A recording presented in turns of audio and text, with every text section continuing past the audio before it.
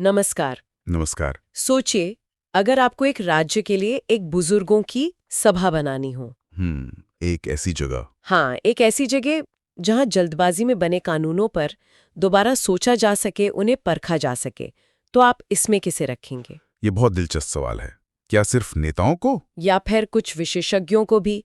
समाज के अलग अलग हिस्सों से लोगों को कैसे लाएंगे? और अच्छी बात यह है कि हमारे संविधान बनाने वालों ने इस पर बहुत गहराई से सोचा था। बिल्कुल, और उनके इसी सवाल का जवाब है भारत की राज व्यवस्था का एक बहुत ही अनोखा हिस्सा, विधान परिषद यानी लेजिस्लेटिव काउंसिल। जी। हमारे पास जो स्रोत है वे लूसेंट की किताब पर आधारित है, जो यूपीएससी, बीपीएससी, एसएससी जैसे कई प्रतियोगी परीक्षाओं की तैयारी करने वालों के लिए कह सकते हैं एक तरह से गीता की तरह है। हाँ, बहुत ही महत्वपूर्ण किताब है। आज हम इसी विधान परिषद के पूरे फॉर्मूले को डिकोड करेंगे, मतलब ये बनती कैसे है, इसमें कौन लोग बैठते हैं और उन्हें चुनता कौन है। तो चलिए इस बुजुर्गों की सभा के पीछे के रहस्य और तर्क को समझने की कोशिश करते हैं। अच्छा, सबसे पहले तो यही सवाल उठता है कि ये हर राज्य में क्यों नहीं है?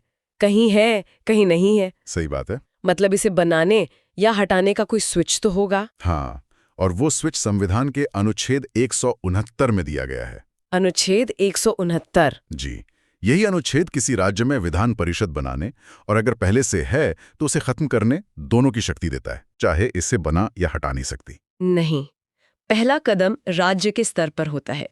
उस राज्य की विधानसभा को एक प्रस्ताव पास करना होता है। एक प्रस्ताव? और ये कोई साधारण प्रस्ताव नहीं होता। इसके लिए विशेष बहुमत यानी स्पेशल मेजॉरिटी की जरूरत पड़ती है। विशेष बहुमत, ये शब्द अक्सर सुनने में आता है। इसका मतलब क्या है? ये साधारण बहुमत से कैसे अलग है? देखिए, साधारण बहुमत का मतलब होता है कि सदन में जितने लोग मौजूद हैं और वोट कर रहे हैं, उनमें से आधे से ज्यादा पक्ष में हों। ठीक है।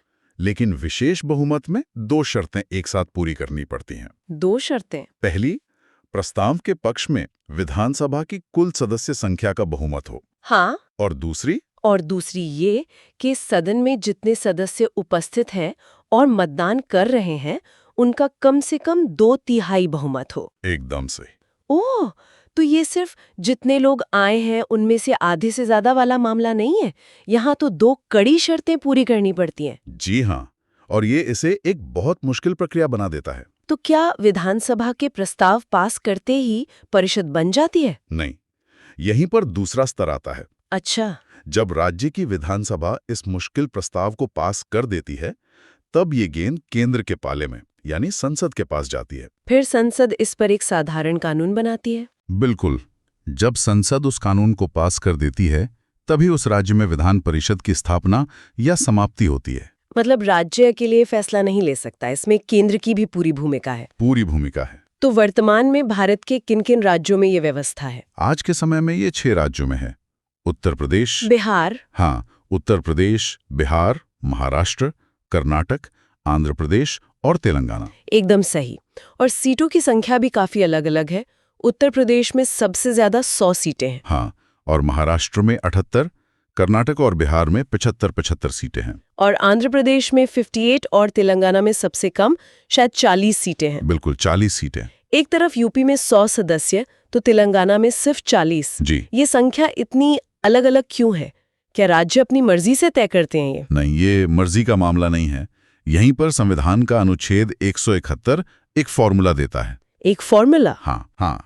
इसके अनुसार किसी भी राज्य की विधान परिषद में सदस्यों की कुल संख्या उस राज्य की विधानसभा के सदस्यों की कुल संख्या के 1/3 से ज्यादा नहीं हो सकती। ओह, तो ये अधिकतम सीमा हो गई। जी, ये हो गई अधिकतम सीमा। मतलब अगर किसी राज्य की विधानसभा में 300 सदस्य हैं, तो वहां की विधान परिषद में 100 से ज्यादा सदस्य नहीं हो सकते। बिल्कुल सही समझे। और कोई न्यूनतम सीमा भी है क्या? हाँ, एक न्यूनतम सीमा भी है। किसी भी हालत में विधान परिषद में सदस्यों की संख्या 40 से कम नहीं हो सकती। अच्छा, 40 से कम नहीं। जी, ये एक तरह का सुरक्षा कवच है ताकि सदन बहुत ज्यादा छोटा न हो जाए। तो अधिकतम सीमा विधानसभा का 1/3 और न्यूनतम 40। ये बड़ा महत्वपूर्ण आंकड़ा है परीक्षाओं के लिए। बहुत ज्यादा। अच्छा, अगर किसी को इसका सदस्य बनना हो तो क्या कोई खास शर्त है, जैसे उम्र की? हाँ, यहीं पर बुजुर्गों की सभा वाली बात फिर से आती है। अच्छा, विधान परिषद का सदस्य बनने के लिए न्यूनतम आयु 30 वर्ष है। 30 वर्ष, जबकि विधानसभा के लिए 25 वर्ष है। बिल्कुल, ये अंतर ठीक वैसा ही है जैसा केंद्र में लोकसभा और राज्यसभा के बीच है। सोच यही है कि उच्च सदन में ज्यादा अनुभवी और परिपक्व लोग हों। जी। अब इनके कार्यकाल की बात करते हैं। क्या ये भी विधानसभा की तरह 5 साल में भंग हो जाती है? नहीं, यही तो इसकी सबसे बड़ी खासियत है। विधान परिषद एक स्थायी सदन है, ठीक राज्यसभा की तरह। स्थायी सदन मतलब? इसका मतलब है कि ये कभी भी पूरी तरह से भंग नहीं होती, ये हमेशा बनी रहती है। तो फिर सदस्यों का कार्यकाल कैसे काम करता है? अगर सदन भंग ही नहीं होता तो? इसमें हर सदस्य का कार्यकाल 6 साल का होता है। 6 साल का? हाँ, और सदन की निरंतरता बनाए रखने के लिए एक बहुत ही अच्छी व्यवस्था है। इसके 1/3 सदस्य हर दूसरे साल रिटायर हो जाते हैं। अच्छा, हर 2 साल में 1/3 सदस्य? जी, और उनकी जगह नए सदस्य चुन लिए जाते हैं। इस तरह सदन हमेशा चलता रहता है। ये तो हूबहू राज्यसभा वाला मॉडल है। अच्छा, एक सवाल मन में आ रहा है। पूछिए। मान लीजिए किसी सदस्य की 2 साल बाद मृत्यु हो जाती है या वो इस्तीफा दे देता है, तो जो नया सदस्य उसकी जगह आएगा, क्या उसका कार्यकाल भी पूरे 6 साल का होगा? ये बहुत ही अच्छा और बारीक सवाल है, और यही वो जगह है जहां बीपीएससी या एसएससी जैसी एग्जाम्स में अक्सर गलती हो जाती है। अच्छा। अगर कोई सीट बीच में खाली होती है तो उस पर जो नया सदस्य चुना जाता है वो पूरे 6 साल के लिए नहीं आता। तो फिर? वो सिर्फ बचे हुए कार्यकाल के लिए आता है। ओ, मतलब आपके उदाहरण में अगर किसी सदस्य ने 2 साल बाद पद छोड़ दिया तो नया सदस्य बचे हुए 4 साल के लिए ही पद पर रहेगा। एकदम सही, सिर्फ बचे हुए 4 साल के लिए। ये बहुत ही महत्वपूर्ण बिंदु है। लेकिन सबसे बड़ा सवाल तो ये है कि इन सदस्यों को चुनता कौन है, क्योंकि आम जनता तो इनके लिए सीधे वोट नहीं डालती। आपने बिल्कुल सही पकड़ा। इसकी चुनाव प्रक्रिया ही इसे सबसे खास बनाती है। और सबसे ज्यादा कंफ्यूजिंग भी। हाँ, कह सकते हैं। ये एक अप्रत्यक्ष निर्वाचन प्रणाली है जिसमें कई अलग अलग तरह के वोटर हिस्सा लेते हैं। इसे समझने के लिए हमें इसके हिस्सों को तोड़ना होगा। ठीक है, तो चलिए एक एक करके इसे डिकोड करते हैं। सबसे बड़ा हिस्सा कहाँ से आता है? सबसे बड़े 2 हिस्से हैं और दोनों 1/3 के बराबर हैं। 1/3? पहला 1/3 हिस्सा राज्य की स्थानीय स्वशासी संस्थाओं यानी लोकल बॉडीज द्वारा चुना जाता है। लोकल बॉडीज जैसे नगरपालिका, जिला बोर्ड? जी, इसमें नगरपालिका, जिला बोर्ड और ऐसी ही अन्य स्थानीय संस्थाओं के चुने हुए सदस्य वोट डालते हैं। अच्छा, तो मतलब जमीनी स्तर के जो प्रतिनिधि हैं जैसे पार्षद और जिला पंचायत सदस्य, वो भी राज्य के उच्च सदन के लिए सदस्य चुनते हैं। हाँ, और सोच ये थी कि जो कानून राज्य स्तर पर बन रहे हैं उनमें जमीनी हकीकत की समझ भी शामिल हो। ये तो बहुत अच्छी बात है। अब दूसरा 1/3 हिस्सा? अगला 1/3 हिस्सा राज्य के विधानसभा के सदस्यों यानी एमएलएज द्वारा चुना जाता है। एमएलएज द्वारा? जी। ये उन लोगों में से चुने जाते हैं जो खुद विधानसभा के सदस्य नहीं है। ठीक है, तो 66% सदस्य तो एक तरह से नेताओं द्वारा ही चुने गए। अब बाकी का 1/3 कहाँ से आता है? जी हाँ, और यहीं पर यह व्यवस्था सबसे अलग दिखती है। सुना इसमें कुछ बहुत ही अनोखे वोटर होते हैं। बिल्कुल, बाकी बचे हिस्से में से सदस्यों का 12वां हिस्सा यानी 112 उन स्नातकों यानी ग्रेजुएट्स द्वारा चुना जाता है। ग्रेजुएट्स? ये तो बहुत ही अजीब बात है। हाँ, जो उस राज्य में रह रहे हों और जिन्हें अपनी डिग्री लिए हुए कम से कम 3 साल हो चुके हों। इसके पीछे क्या सोच थी कि सिर्फ ग्रेजुएट्स को अलग से वोटिंग का अधिकार दिया जाए? देखिए, सोच ये थी कि विधानसभा में तो जनता के प्रतिनिधि होंगे जो लोकप्रिय राजनीति करेंगे, लेकिन एक ऐसा सदन भी होना चाहिए जहां विशेषज्ञ हों।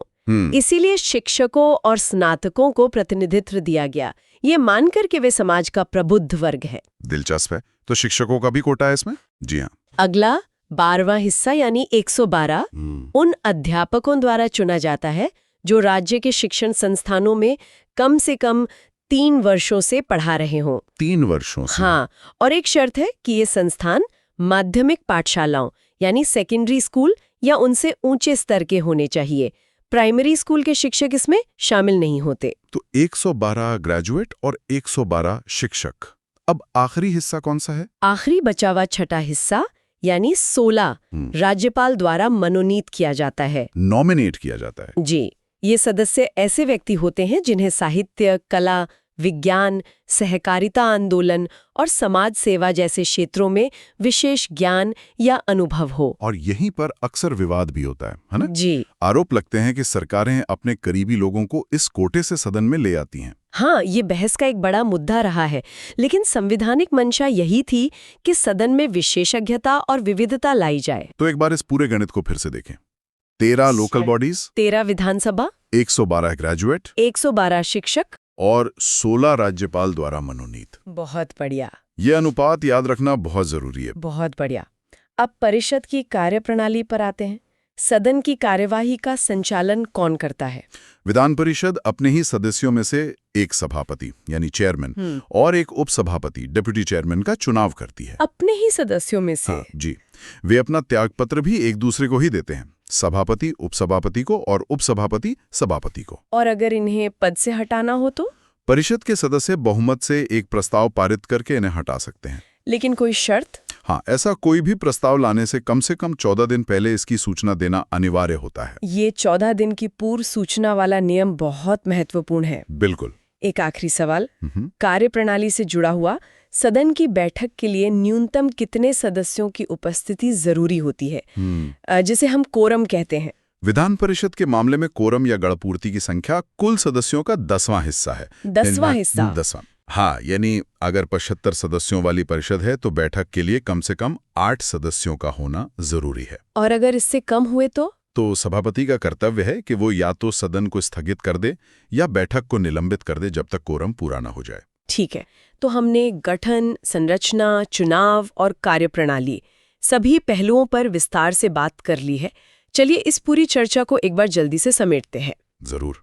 तो आज की चर्चा का सार ये है कि विधान परिषद राज्य का उच्च और स्थायी सदन है, जिसे अनुच्छेद 169 के तहत बनाया या खत्म किया जा सकता है। इसमें सदस्यों की संख्या विधानसभा की 1/3 से ज्यादा और 40 से कम नहीं हो सकती, और हर सदस्य का कार्यकाल 6 साल का होता है। और ये कभी भंग नहीं होती। इसके 1/3 सदस्य हर 2 साल में रिटायर होते हैं। और सबसे महत्वपूर्ण बात, जिसे सभी परीक्षार्थियों को खास तौर पर ध्यान में रखना चाहिए, वो है सदस्यों के चुनाव का अनोखा फॉर्मूला। एक बार फिर से दोहरा लेते हैं। हाँ, 13 स्थानीय निकायों से, 13 विधानसभा सदस्यों से, 112 स्नातकों से, 112 अध्यापकों से, और बचे हुए 16 सदस्य राज्यपाल द्वारा मनोनीत होते हैं। ये अनुपात सीधे सीधे परीक्षा में पूछ लिए जाते हैं। बिल्कुल। इस पूरी व्यवस्था को समझने के बाद एक सवाल विचार करने लायक है। क्या? जब भारत के ज्यादातर राज्यों का काम केवल एक सदन यानी विधानसभा से बहुत अच्छे से चल रहा है, तो इन 6 राज्यों में एक दूसरे सदन की मौजूदगी के पीछे असली तर्क क्या है? एक बहुत बड़ा सवाल है। क्या ये व्यवस्था सच में विधायी प्रक्रिया को ज्यादा विचारशील और मजबूत बनाती है, या फिर ये सिर्फ कानूनों को पास करने की प्रक्रिया को धीमा करती है और जनता के पैसे पर एक अनावश्यक बोझ है? क्या ये वाकई एक बुजुर्गों की सभा की तरह काम करती है, या फिर ये बस राजनीतिक समायोजन का एक जरिया बन गई है? बिल्कुल। इसकी प्रासंगिकता पर होने वाली बहस अपने आप में एक महत्वपूर्ण विषय है जिसके बारे में सोचना चाहिए।